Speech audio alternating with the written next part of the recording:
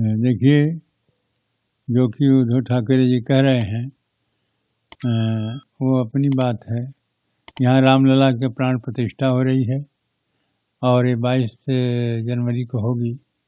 अब सबको विदित है, पूरे देश विदेश को मालूम है।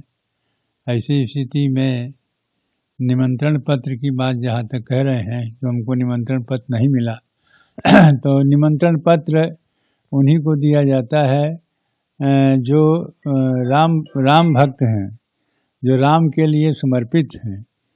और ऐसे लोग जो विरोध करते आए हैं और उनको कहते हैं कि राम जो हैं वो भाजपा के एजेंट हैं या भाजपा के वो कहते हैं कि नाम पर लड़ रही है, राम के नाम पर चुनाव लड़ती है। ये सब बात गलत है।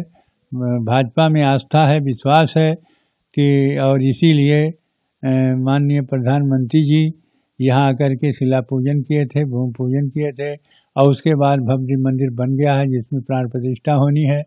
और आने के बाद उन्होंने बहुत कुछ कार्य किया है। ऐसे प्रधानमंत्री जी के लिए सब जगह सम्मान होता है। और ये उद्धव ठाकरे जी जो इस प्रकार कह रहे हैं कि राजनीतिकरण न किया जाए, राजनीति इसमें नहीं है, इनमें धर्म नीति है और धर्म के अनुसार चलते हैं। इसलिए उनको ये कहना कि राजनीति है, राजनीति नहीं है, धर्म नीति है। उनकी आस्था, उनका विश्वास राम में है। इसीलिए आए जो ये प्रधानमंत्री जी बराबर इस पर ध्यान देते हैं और सारे कार्य में सम्मिलित होंगे। जो यह होने वाला है कि 22 जनवरी को वो प्राण प्रतिष्ठा में आएंगे और उन्हीं के हाथों प्राण प्रतिष्ठा होगी और रामलला भव्य मंदिर में विराजमान होंगे। महाराज जी, संजय राउत का कहना है प्राण प्रतिष्ठा समारोह निमंत्रण पत्र देना।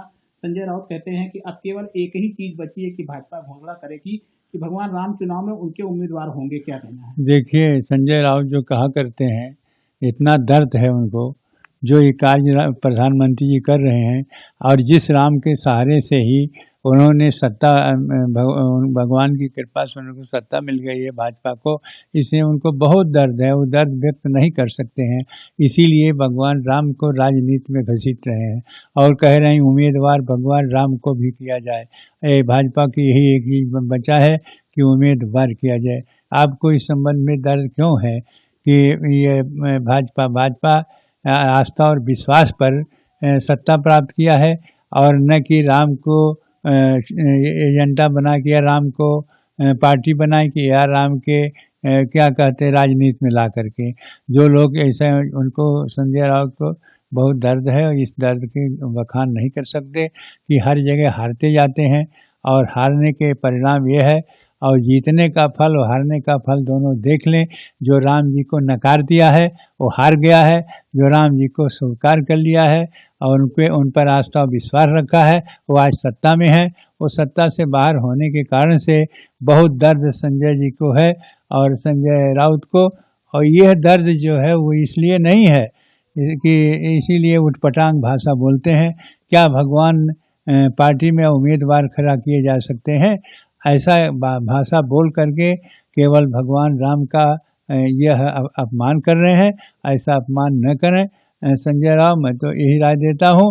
और भाजपा में या प्रधानमंत्री जी में यह विश्वास है और इसलिए वो आए यहाँ और उन्होंने यह रोड शो किया, कई बहुत कुछ सौगात दिया और कई गाड़ियों को उन्होंने यहाँ से अलाउड किया।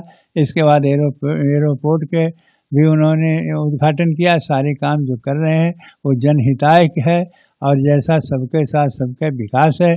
और इसमें ये कहना बहुत गलत है कि भगवान राम को भी पार्टी बना के उम्मीदवार के रूप में उतारें। यह बहुत निंदनीय भाषा संजय राउत की है।